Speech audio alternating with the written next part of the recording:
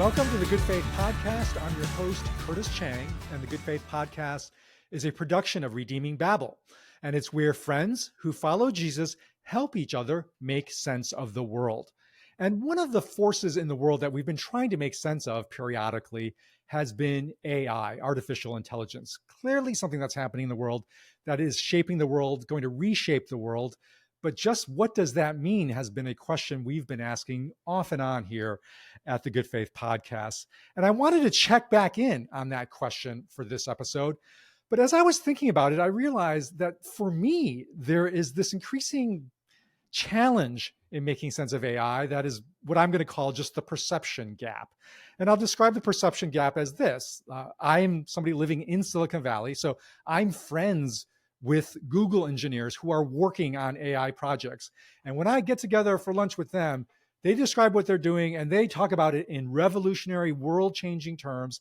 And they say, you don't know how fast things are changing, and you don't know how fast things will change in the world, that the world in the feel of the conversation to them feels like in 5 years will be almost unrecognizable. That might be a slight exaggeration, but that's kind of the vibe I get in these conversations.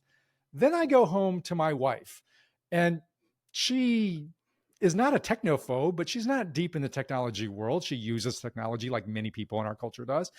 But if you ask her, has your life really any different than the last 18 months since ChatGPT came out? She would say, no, not really. And when she thinks about her future in this world, she makes the same kind of projections about the world is going to be pretty much what it is like now. And she doesn't actually think of the world as in the throes of a revolutionary change. And so I think there is this perception gap between people who are really more familiar with AI, deep in it perhaps, and I think people like my wife who are probably more characteristic of the broader culture, so to speak, and how they experience life and how they're wired to think about changes in the world and how fast the world is going to change. And so this perception gap, I think, persists. And so in thinking about tackling and checking in on AI, I really wanted to talk to somebody who navigates both sides of this perception gap, who knows the technology, or at least familiar with the technology and where it's headed in AI, but also really is in tune with the broader culture, with how human beings experience how the world works and how it changes. And I have the ideal guest. It's our friend returning once again, Andy Crouch. Andy, welcome back to the Good Faith Podcast. Hello, hello. Thank you for having me back.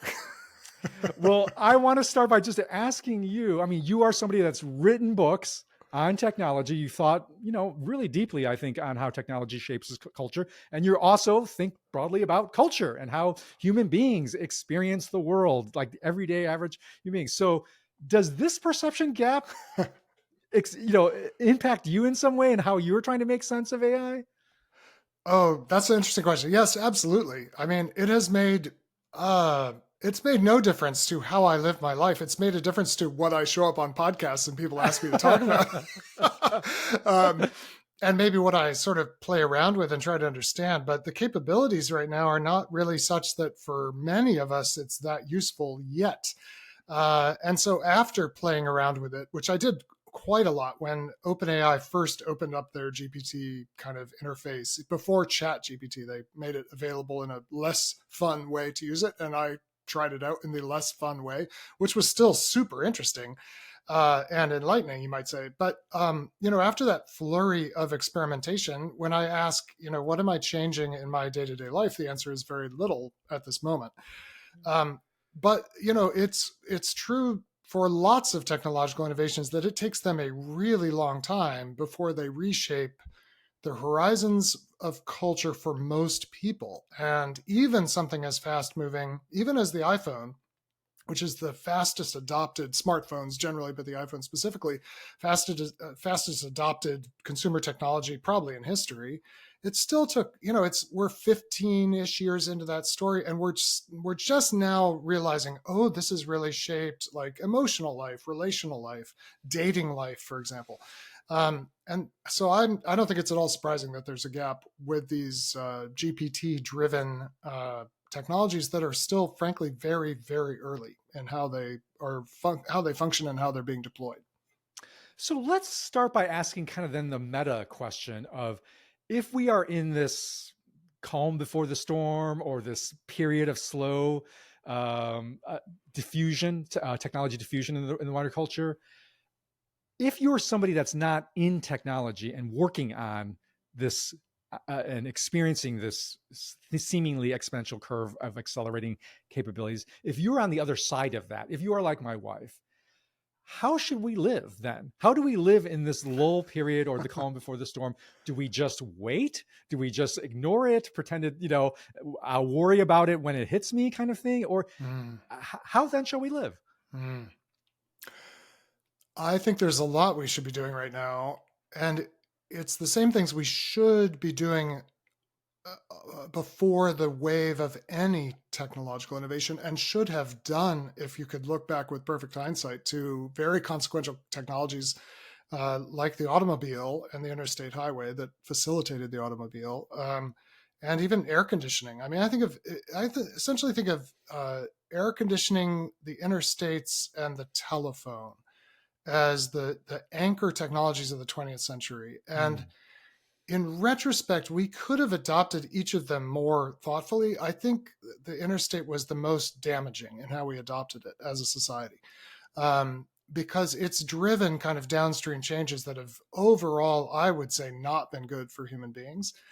But what tends to happen Wait, is, yeah, play that out a little bit more yeah, so people are tracking with you on that. yeah, Why sure. I why would mean, you do you call that a technology that has so reshaped our experience of the world?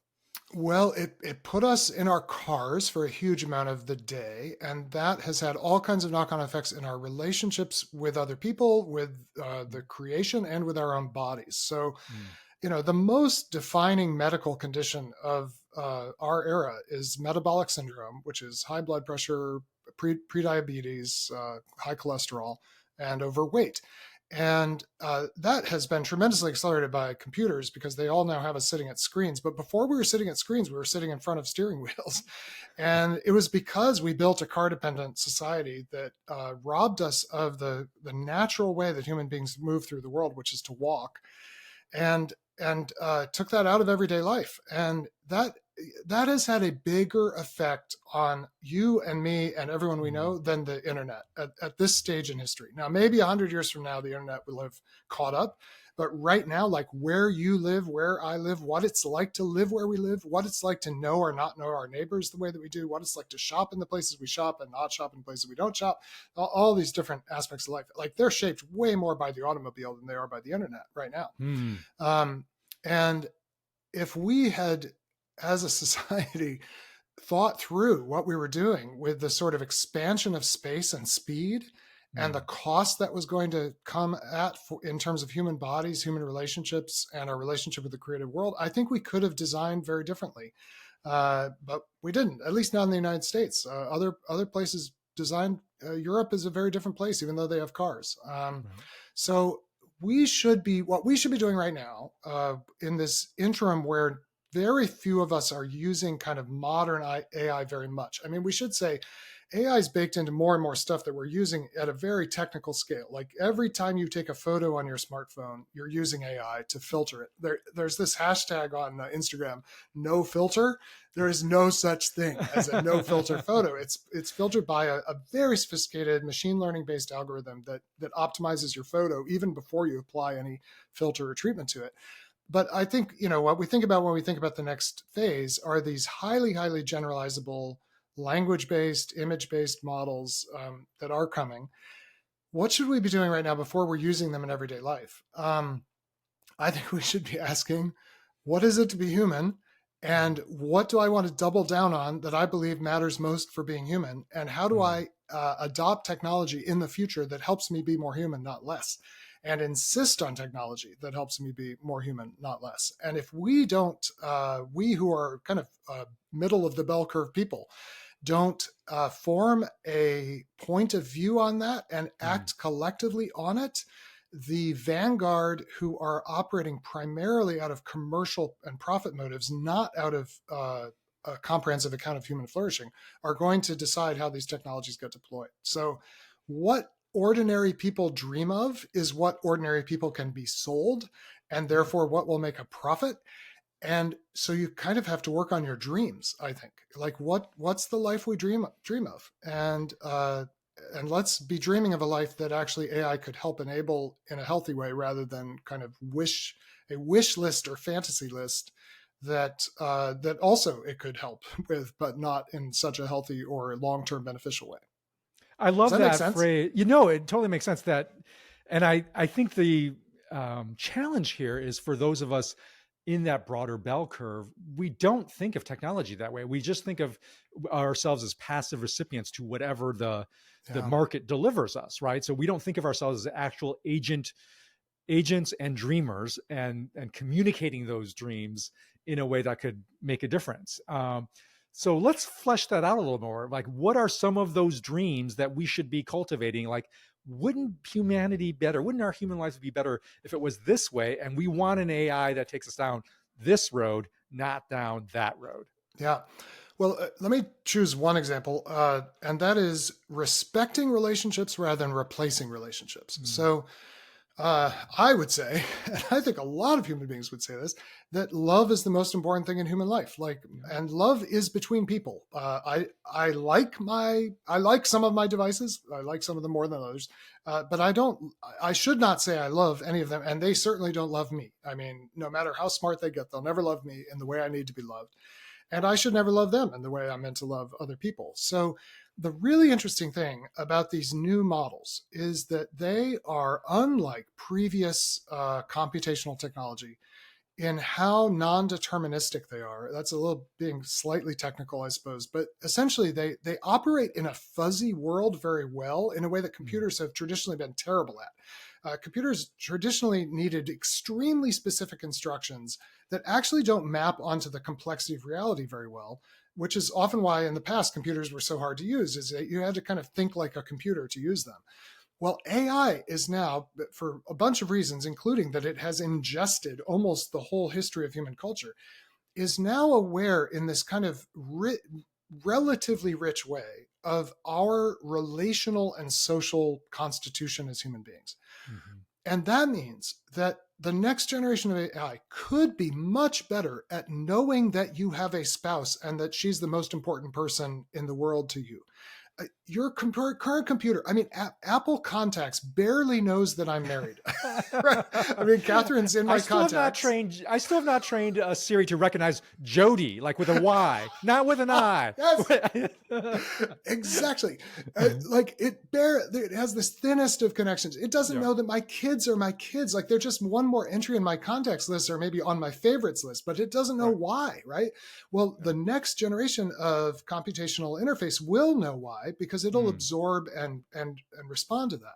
This can be tremendously valuable. And let me give you even a more specific example from the work world. A lot of people have part-time jobs and they work for big, often like think about someone who works for a franchise fast food company. And for various reasons, these companies want people to work relatively short shifts. They don't want to give them the kind of standard, 9 to 5 or even like 5 to whatever the cutoff is, the next 8 hours, like the standard 3 shifts that people still work in factories to some extent or work in medical care sometimes. Fast food wants to optimize and give you like 4-hour shifts that are good for the business. Now, right now, if you work in one of those jobs, a very complicated algorithm designed entirely for your employer's benefit assigns you shifts that pay no attention to whether you have an aging parent at home, a small child at home, a kid to pick up from 3rd grade at 4 p.m.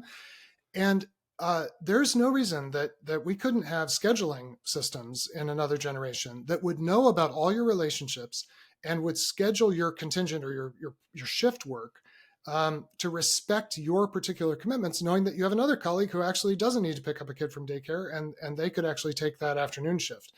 And AI will be able to do that in a way and deal with those. Those are just too complex for the modern algorithms to do. But the next generation of algorithms will be able to do that. And I would call that respecting relationships. In other words, the AI will know about and will, in a sense, defer to your most important relational commitments. Now, the shadow side of this is There's going to be other deployments of AI. They're like, oh, wouldn't you like a relationship with an AI? Wouldn't you like an AI caregiver or an AI counselor or an AI girlfriend or boyfriend? AI boyfriends are actually a huge market already, even as bad as they are, they're apparently better than real boyfriends. and women, young women, are spending a lot of time on these sites like Replica and others that give you the simulation of a person, because the AI can do that too. It can pretend to have a relationship with you, but it's of course not real, and it's really ultimately an idol. It's an addiction. But this is like a fork in the road that we're going to have to decide over and over in a way. Do I ask AI to replace my relationships or actually to respect my relationships? And if we all were to decide it has to respect relationships, that could shift the needle on what gets deployed and what ultimately is profitable. Boy, I just saw a data point on this. The Center for Data Innovation did a poll that showed that 43% of American men, this is men, 43% of American men under 35 express strong interest in having an AI girlfriend or boyfriend. So now that's in some ways, I wonder if that gives us some clue to the work we need to do, because American men under 35, all the other studies will show you, are some of the loneliest, most isolated and alienated population in our culture. And it seems like that's like, in this lull period, that's really what we should be paying attention to, is where our relational ties fraying most, because it seems to me that's where AI is going to find its market fit fastest, right? And if we let the market find that fit before we find the human solution to that deeply human problem, that's where this starts going down a road that feels more and more problematic. Wow.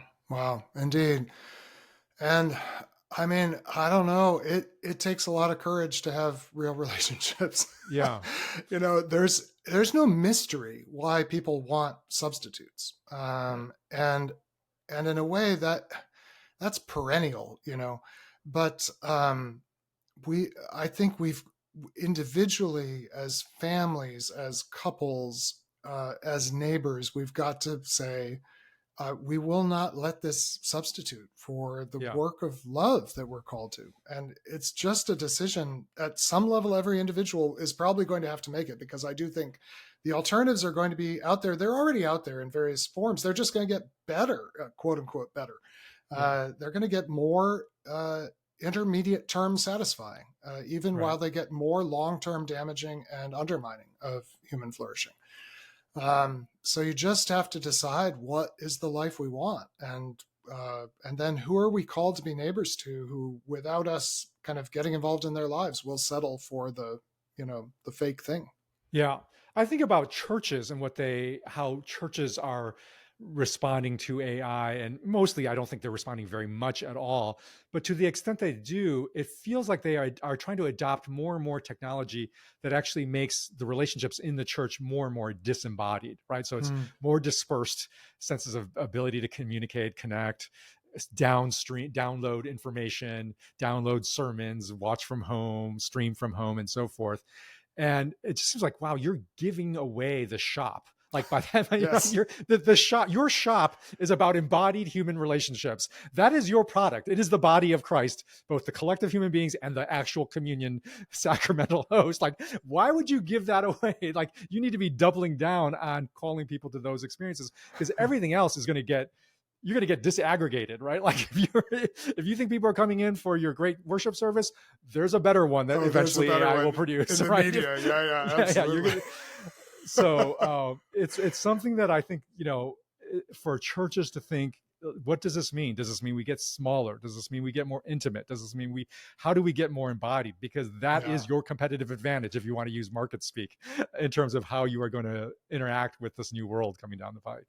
Yeah. And yes, 100%. And I think the other thing we're going to have to get better at is managing conflict, because when you come close to other people that way, what happens is friction. And that's what people are fleeing. And it's what all technology promises to reduce. Technology is a friction relieving, system, almost always. And and love is frictionful. And so it's not going to be quite enough. I do think the places where people truly gather in person are going to become higher value, not lower value, in the next Yeah. wave of technology. But they'll be very unstable unless we can essentially practice reconciliation, like, which Mm. is the kind of continual ability to reconnect when there's rupture and friction with other people. Wow. And so I think churches, it's not quite enough to say, gather, we're a real community, come join us, because when people do that, it's going to be hard. Yeah. And you have to realize people are going to be less and less prepared for this, less and less trained, less and Yeah. less. I mean, we're already seeing this with the cohort that missed out on middle school, Right. which is middle school in many ways is first contact with other human beings. I mean, I know children obviously know there are other people, but there's something that happens in early adolescence where you're hit with the reality of other people having different interests from you. And I don't mean that in the sense of like hobbies. I mean in the sense of like geopolitics, like nation Yeah. states interests. Like other people are after different things from you. You're going to be in conflict with them. Some of them are going to use you. Some of them are going to abuse you. Some are going to, there's a song about that. And middle school is the first time when you have to like wrestle with that in person. And we have a Mm. whole cohort who, because of COVID, missed out on the in-person Mm. formative experience, are entirely adrift with what to do when relationships are hard, which is all relationships are hard. And we're just going to have more and more kind of versions of that, where we're going to have to give people kind of the scaffolding to stick with each other and learn how to stay together after it gets hard. Andy, if I were to summarize two things you've said thus far is we need to double down on relationships. And Mm. because we're doubling down on relationships, we need to double down on reconciliation. Talk about how in this period, what would that look like? I mean, we've Mm. talked about how like churches need to be about gathering people and maybe training, preparing people, but just like for the average human being, what does it mean to choose relationships? Like, give me some examples of choices that we could make now to choose relationships over a frictionless technology that sort of falsely makes the need for deeper relationships and relationships of reconciliation Mm. necessary. I mean, I think almost all of this we would have had to do whether AI turned out to be as big as it may be. And by the way, we don't know how big it's going to turn out to be. And we're going to need this, even if it tops out, like even if the current chat GPT is as good as it gets, it's already good enough, quote unquote, to disrupt a lot of things. And, you know, I think it's super simple and super challenging. I think you have to move one step closer to the people you're called to be Mm-hmm. in relationship with, and by that I mean pretty literally physically move. So Yeah. I uh, I will say, my wife and I have lived in a single family home in a nice town that's a suburb of Philadelphia for 20 years, and last year we had the chance because Catherine had a sabbatical year to move to back to Boston, where we met, where you and I also met, and live in the home of friends in our own apartment, but in their house, in a first floor apartment. They live upstairs at the time with her mother and their two teenage daughters. And I have to say, this was a kind of revolutionary re-experience to move back into a house with people we know and consider friends. Was such a destabilizing experience for what normal ought to look like. Mm. And it happened that these friends that we moved in with have a gift of being neighbors. They live on a street in a very dense city, Somerville, Massachusetts, where they know probably half the people on the street. They are not busy. They are just available to their neighbors. They were available to us as their downstairs neighbors. And it just got me thinking, like, we all need to like move back one step toward the physical proximity that was the taken for granted reality for human beings in all of human history until the blink of an eye ago. And so one way I put this very generically is, who has a key to your house? And Mm. I think all of us would benefit from one more person having a key to our house than currently does. Yeah. And of course, it has to be someone you trust. 'Cause that's kind of the point. Yeah. So you have to figure out, who do I trust? Who's close enough physically that it would matter if they have a key to my house? Yeah. And how do I invite people into my life sufficiently that it would make sense for them to have a key to my house? Mm. And I think just adding one person to the key list would be an amazing move for most human beings in America, let's say. I want to reference a book, just to, we'll put it in the show notes, but Rosario Butterfield wrote a Yeah, really lovely book called The Gospel Comes with a comes. House Key, Yeah. Practicing Radically Ordinary Hospitality in Our Post-Christian World. Yes. It sounds like it's not only going to be necessary or a crucial point of light in a post-Christian world, but also in some ways a world that threatens to be post-human, right? Yeah. And that that will come to characterize us. Andy, when you describe all of this, there's a part of me that's a real pessimist and thinks, you know what, there's Mm. no way that American society, even American Christian society, is in mass going to rally around and this vision of deep humanity, deep relationships, deep reconciliation. Most of people are going to just get swept along by the easy, frictionless flow of technology, but there will be some who won't. And it seems like when you think about this, do you envision 20 years from now that really the most vibrant expressions of Christianity are going to be in these sort of very countercultural, almost monastic like sort of communities where people have just very deliberately and intentionally chosen to opt into a different lifestyle? Or do you think we can actually change mass culture uh, in a way that actually is transformative? Yeah, I have like 1% hope of any change in mass culture. I just, I don't see it happening. The, the the sort of promises of frictionless life are just Yeah. too compelling and too mainstream.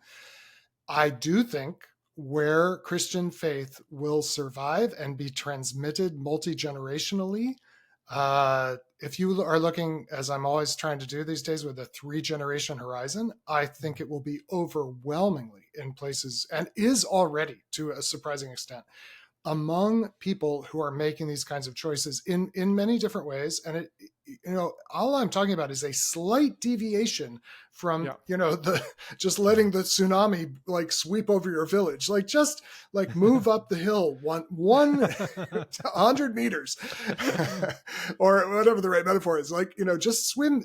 Don't just let the current carry you, like swim at a 2-degree tack against the Yeah. current. And it's where people are doing that. And I see this happening all over the place. I mean, my unusual life is that almost every day I'm actually with people who are living this way.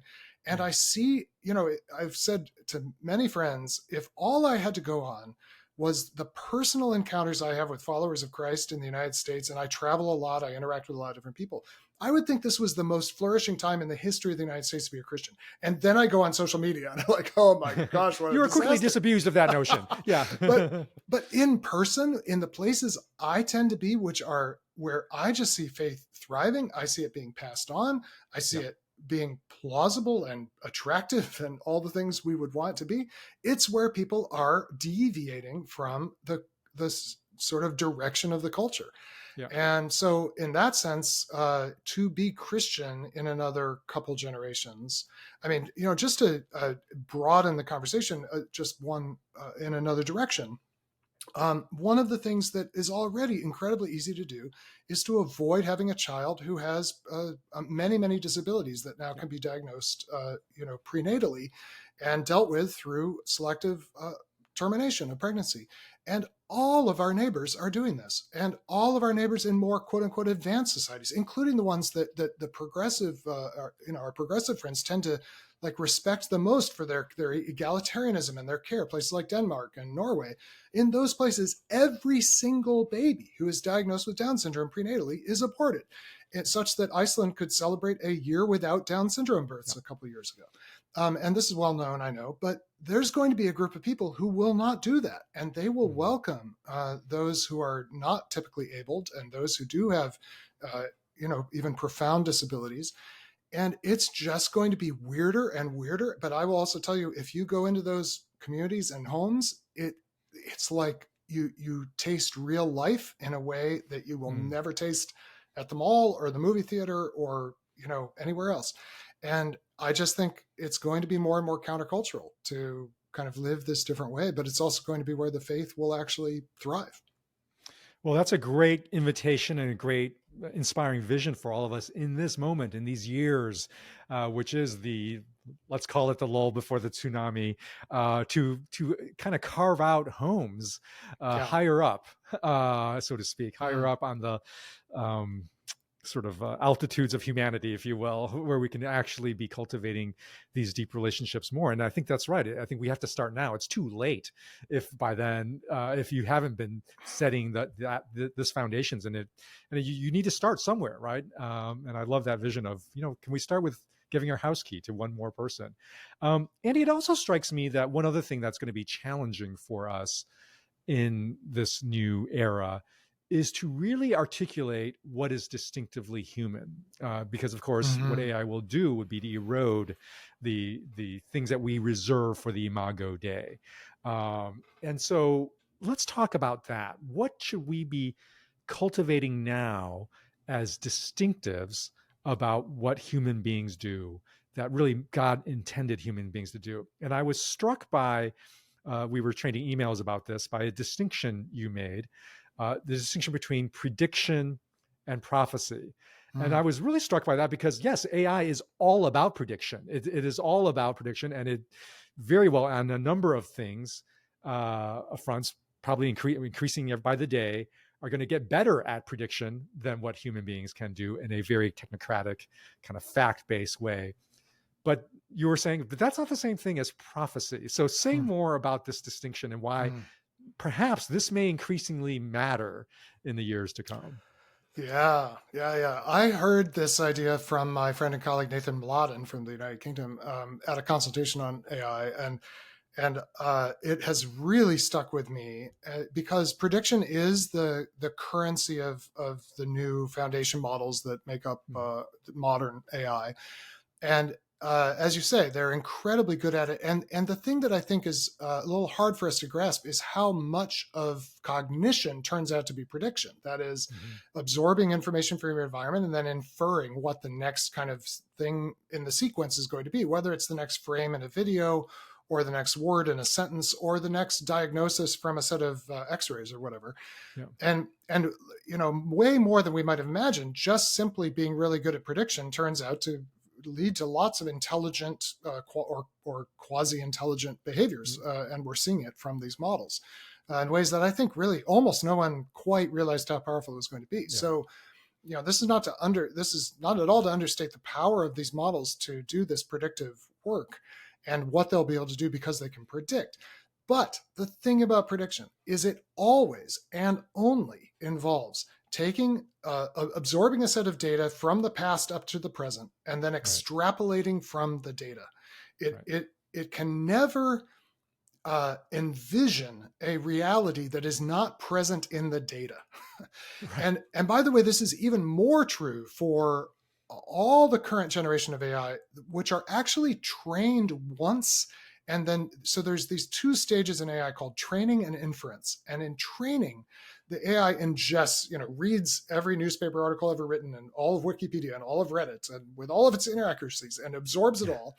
And then when you ask it a question, it does this thing called inference, where it does the prediction thing, but there's no feedback loop. So it's not learning as it infers, which is a difference from how we currently operate. Is we're Mm. constantly retraining, right?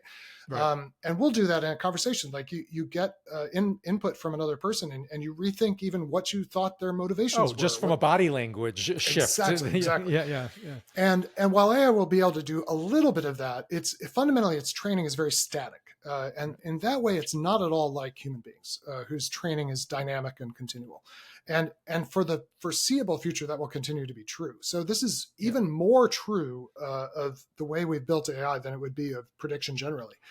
Um, and what this means is it can only extrapolate from the past. But what it is to be Christian is to believe that unpredictable things happen because, and it's not that they weren't foreseen. So, the birth of the Messiah and the nature of the Messiah, Jesus of Nazareth, Yeah. is both according to the scriptures. That is, we as Christians believe that in the Hebrew Bible, the Old Testament, there were amazing prefigurings and glimpses of who the suffering servant would be, who the true Davidic king would be, like all these things that actually make almost no sense in their original Hebrew Bible context. When we read them in light of Christ, we're like, oh my goodness, there it is, right? Psalm 22, in which the psalmist halfway through the psalm is dead, but then by the end of the psalm says, I'm going to see my descendants and prolong my days. Like, that's impossible. Except it turns out to perfectly map onto the story of Jesus, right? So that's because the inspired writers of Hebrew scripture were actually responding to the Holy Spirit. They were not just taking in all the data about what the world was like and sort of mapping it out to the future. They were seized by a vision of what could be that truly was not present in the training set, Right. And that there was no large language model that could have predicted, yes, the King of Kings that will restore all of broken reality will be hanging on a cross. Like that's exactly. Yeah. Exactly. And then we'll rise from the dead. There's no rising from the dead in the training data. Like never happened before. And so, you said you kind of framed this with what is it unique that's uniquely human. Now, I want to be careful about this. I don't think it's because we're human that we can prophesy. I think it's because we are designed to have a relationship with God that no other creature is. And this is actually really important because it's more fundamental than this prediction prophecy thing. I think we should grant the possibility that there may be intelligences that will end up able to do every single thing human beings can do. Yeah. By the way, a very path-dependent thing here is going to be when robotics gets kind of shaped by the current technology that currently is just working with language. It's going to be applied to robotics. So right now, AI doesn't inhabit a body in anything like the way we do. But it's very possible, not certain, but possible that robots in the next generation, through very similar kinds of training, will actually be able to move through the world in the way that we're able to move through the world. So a lot of things that people think, oh, well, AI can't do ... it's actually going to be able to do. And I even think to the point of having consciousness, I'm willing to grant the possibility. I don't think it's a probability or most likely, but it's possible that these intelligences will be conscious in the way that we're conscious, or at least we won't be able to tell the difference between the way they're conscious and the way other human beings present themselves to us as conscious. And all of it, but by the way, depending on what you believe about early humanity, there is reason, even in Genesis, to sense that there are other human-like creatures in the world besides Adam and Eve, who are chosen by God to bear his image. And certainly, if you look at the evolutionary record, it seems that even though, interestingly, our ancestry does trace its way through a couple. This is Josh Swamitaz's kind of amazing book about the way that our ancestry actually can be traced back to a common ancestor. But there's a population of hominids who are present. And I and many other Christians think that is no fundamental impediment to seeing us, you and I, and all of our fellow living human beings as uniquely bearing the image of God, because it's something given to us as a vocation by God. It's not something that just arises because we have certain capabilities in ourselves. Yeah. It's the giving of God's Spirit, the breathing into us of God's Spirit. So it could be that we end up with really smart co-intelligences in our world or in our universe. But the difference will be that pending new information, that they will not be given God the vocation to have a relationship with God and bear God's image in the world. And that I think anything else, you're in a kind of humanity of the gaps. Like God of the gaps, that's actually quite dangerous because it's slippery, to locate it on some sort of functional ability or trail, or capability. It can't be that, because again, what happens if this is what happens when we talk about, dignity of human beings. It's like, well, if it's reason, what happens when somebody loses the ability to reason? Are they no Yes, longer exactly. human? Are they, so Exactly. you're It you're cuts both justifying a ways. defensive rearguard action That's against right. That's right. some other development. So I think you're right.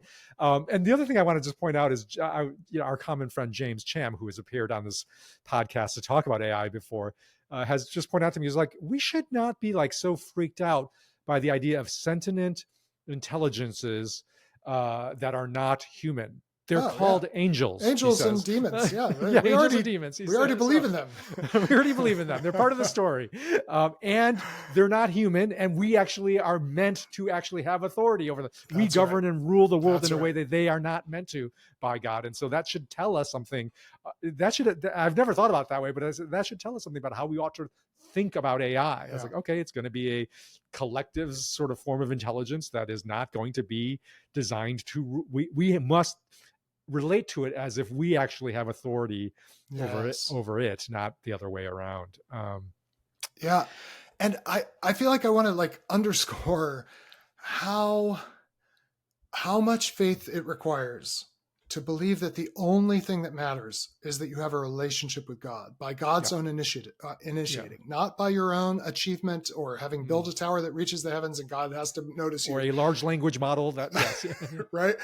And that's actually enough, and that it changes history. That when young men and young women prophesy, as Joel says, when old men and old women prophesy, that is when the Spirit is poured out on all flesh, which is what has happened in the wake of the arrival of Jesus, is that is consequential for the world, full stop. Not because we're smarter, not because we're more capable than other human beings even, or let alone, intelligences we might create or bring into being, but because we have a relationship with God. Like, that is the source of kind of genuine redemptive direction in history. And it's only unveiled as the Holy Spirit operates in people. But, and, to our neighbors who don't believe in this, that is going to sound like so thin and in a way crazy. But I think we have to stick to our confidence. Like, this is the way to love. It's the way to the reclaiming of what's truly human, and it matters more than anything else. I do think there's a special vocation for the Christians, and there are many of these who are listening to our Good Faith podcast who are in technology. They work with AI in some form, or they will have some way in which they can, in their own little realm even, shape the actual direction of technology. And so, Andy, I want you to speak to them. What is your encouragement to them in this moment?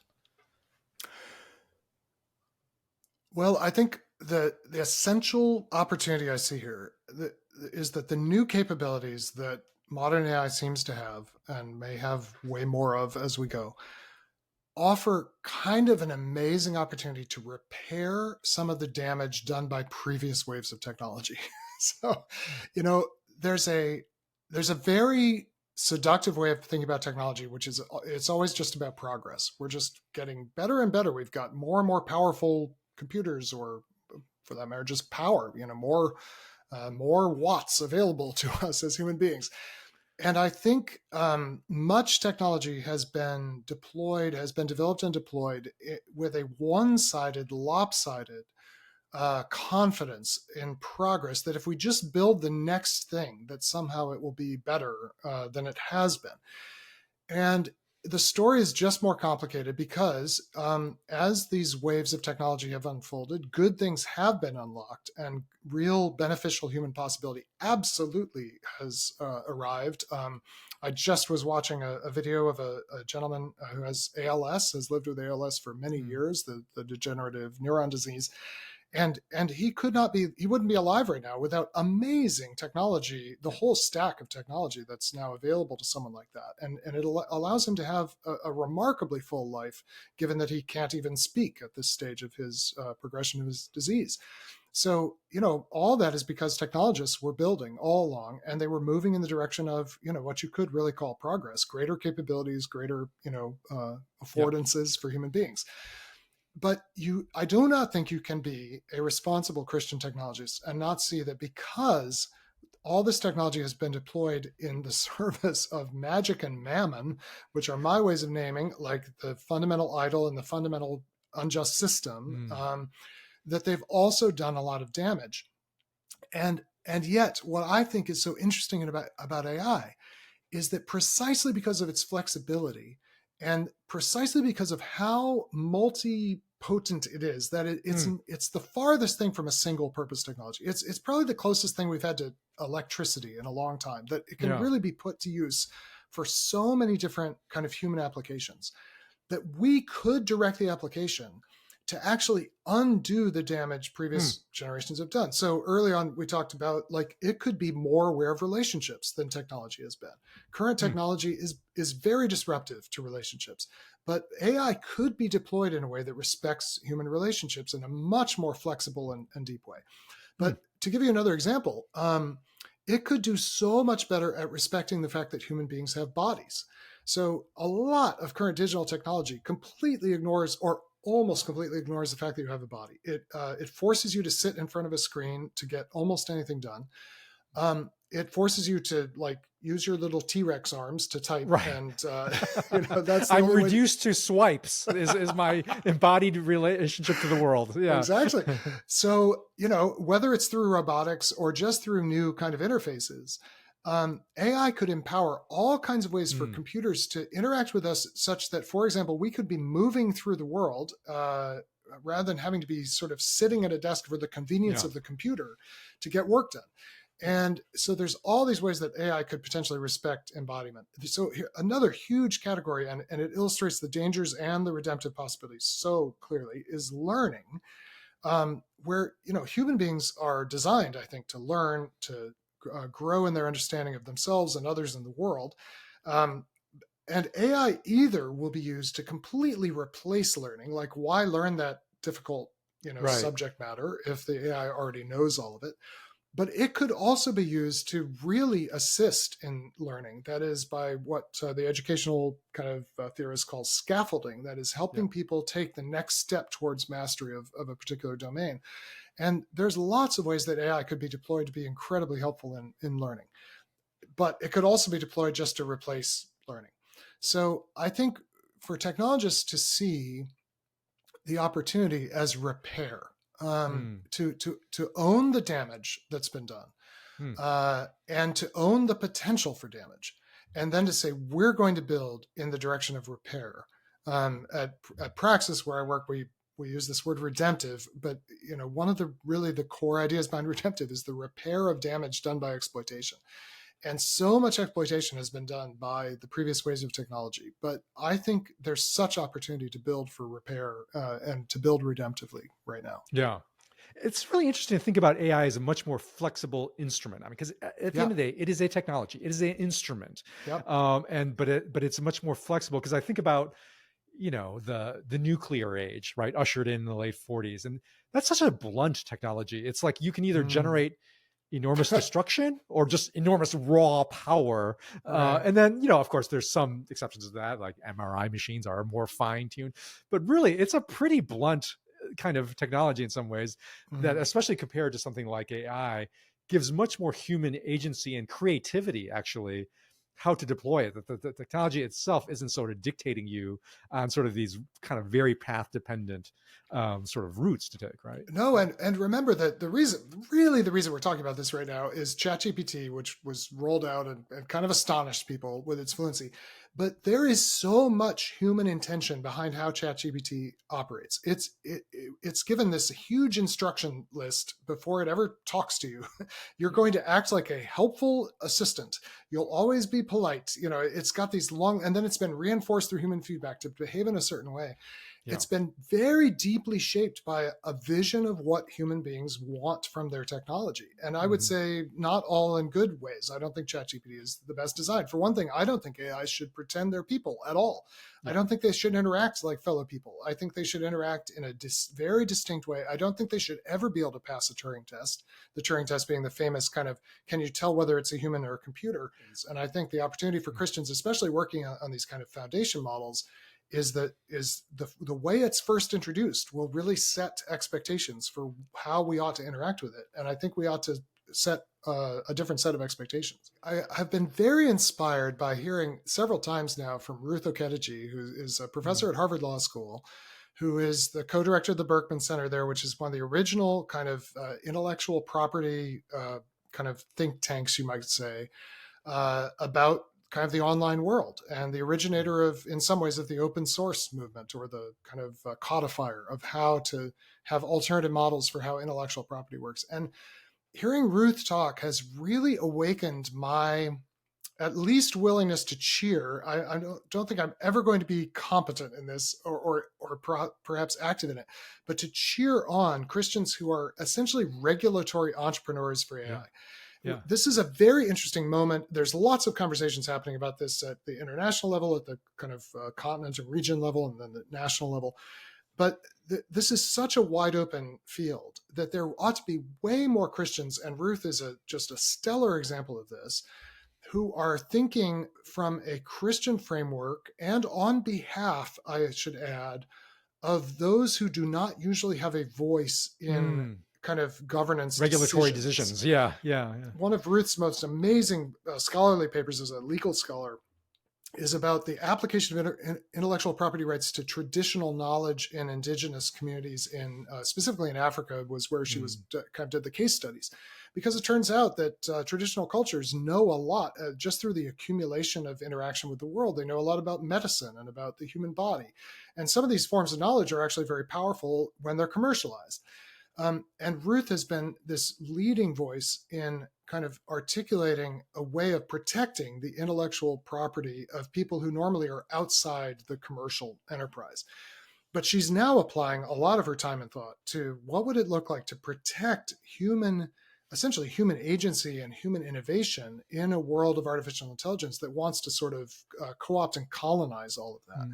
We need so many poor people. Like I love the idea of a generation of Christians going into law to actually be part of the AI governance conversation. It will take that level of expertise, honestly. It's going to take strong institutions to actually be able to govern AI in a thoughtful human way. And we need people with an imagination that, like, it's as sexy and as cool and as a sense of calling to go into a regulatory agency with an entrepreneurial sense of how to do it, but still you're gonna be an institutionalist. You're not gonna move fast and break things. You're not gonna be in Silicon Valley with 5 people in a garage and just thinking you're gonna cook up something that will just disrupt everything, right? It's gonna take an actual calling to existing institutions, because those are the ones that we're going to work with, that we're going to have to adopt and adapt for this. So once again, calling out institutions. They matter. They bear the image of God. Please, people.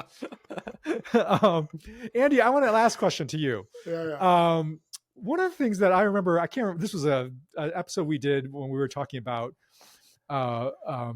where Western culture is moving, and you were talking about right brain, left brain, rationality versus the affect and the emotion, and how that we perhaps if we look big picture, that we may moving in an era which ironically will have all this sort of great rationality, tool of rationality, and yet will perhaps even because of that stoke a hunger for the human affective, relational, emotional side. So I'm going to ask you this question, which may be a funny question, which is, how are you feeling about AI? Like, if you were to take it out of the rational, like, where do you think things are going, but just pay attention to the intelligence that is present in your emotions. When you think of AI, what are the feelings that come up for you? Wow. Well, I'm a little sorry you asked, because I think I try to be positive and, generative in my cultural commentary. But I will tell you very honestly, I am feeling a lot of grief. A couple of weeks ago, a former OpenAI employee named Leopold Aschenbrenner published this big, long paper called Situational Awareness. And Aschenbrenner has been deep inside, one of the most talented teams building the most fundamental technology here. And he exited because he doesn't trust, I think it's fair to say or infer, he no longer trusts that company to be a good steward of what it's building. And he kind of lays out in this 150 page paper a strong scenario for what could happen. And I don't think he's necessarily right on a few counts, but you got to take him seriously. And it's interesting because as I read it, I was thinking about lots of things, and evaluating claims and, thinking about objections or thinking about alternate ways to interpret the same evidence that he's seeing. But what I was feeling was grief. And Mm. I am feeling that we are on the verge of another wave of dehumanization after so many. And I think it's going, uh, we're going to have to build, we're going to want to build terawatts of power generation in order to train these models. And if you think that's going to be done in a way that is good for the planet, that is good for existing human communities, that restores this fragile earth that is the place we were given to tend, I mean, you have more hope than I do. And Oceanbrenner basically says we've got to just lift all restrictions on oil and gas exploitation. And hey, I have no problem with fossil fuels per se. They're part of the gift of God to the human race, in my opinion. But the kind of untrammeled deployment of power, of like literal power, and the cost to human communities and to the earth that is going to be unleashed by the quest to build something that is not necessarily even good for us to build, and certainly not going to be deployed, I think, on the whole, in a human way. It just makes me very sad, and yeah, like, I mean, this is very melodramatic, I suppose, to compare it to this, but Jesus ends up on the hill overlooking Jerusalem and just starts weeping, apparently. Or at least he says, I've wept for you many times. Could you not foresee like the end that your rejection of God is going to lead to? And I feel that sense of just anticipatory grief for what's going to be lost in the quest for magic. So that's the honest answer, is a lot of sadness. I'm glad you said that, because you shared that paper with me and I made the mistake, I suppose, of reading it. Yeah. And it's funny, I would have articulated my feeling response very similar. Was a sense of grief. There was alarm, I suppose. There was some fear. There was some anxiety built in there, Sure, but there was also a deep layer of grief. And it strikes me that that's real. Like, we should not sugarcoat this way. We should not be technological optimists to think, oh, this will all work out. I mean, the course of human history and our knowledge of human beings through the Bible, with this little thing called sin featured throughout that story, should tell us that it's quite likely this story is also going to be filled with grief, and we should not shirk from that. We should not think that that's not going to be part of the Christian vocation in the coming years, is we're going to be the people who grieve losses. It's interesting, the last few days, as it happens in the lectionary that the morning prayer service that I follow is in, where it's in the very end of Jeremiah. It's actually after Jeremiah's own words end and Baruch or someone finishes the story. And it's this terrible, terrible story of the collapse of Judah and the taking into exile of all the leaders of Judah, the execution of all the sons and officials of Zedekiah before his eyes, right before they put out his eyes, so that the last thing he'll see will be the death of his own family and friends. I mean, that's real, that God allowed that to happen. Now, because idolatry merits judgment. If idolatry is not judged, God is not just, and injustice is perpetuated, and God in the end will not have that. And it's just such grievous stuff to read. And also, we read it far enough removed from it that we know that like Isaiah said, the whole tree can be cut down and there's still a stump with a seed in it that is there's still life in that stump. Yeah. And so we don't grieve without hope. And I have hope for God's redemptive purposes in the world. I have hope for AI if we choose hope, and in the long run, I have hope that that redemptive things will happen through this story. But I will say, I think a lot of damage may be done and a lot may be lost that one can only weep over in the quest to do the thing we ought not do. Yeah. So yeah, it's real. Well, sobering, true, and real words, Andy. Thank you for coming in and having this conversation with us. It's always a joy to sort of make our way through very complicated issues as best as we can. And hopefully, listeners, you've benefited from that. But Andy, thank you for your time. Thank you. All right, listeners, we will once again next week tackle the next topic that we need to come at with a mixture of humility and hope, of grief and celebration. And we will once again do that as we gather around the campfire.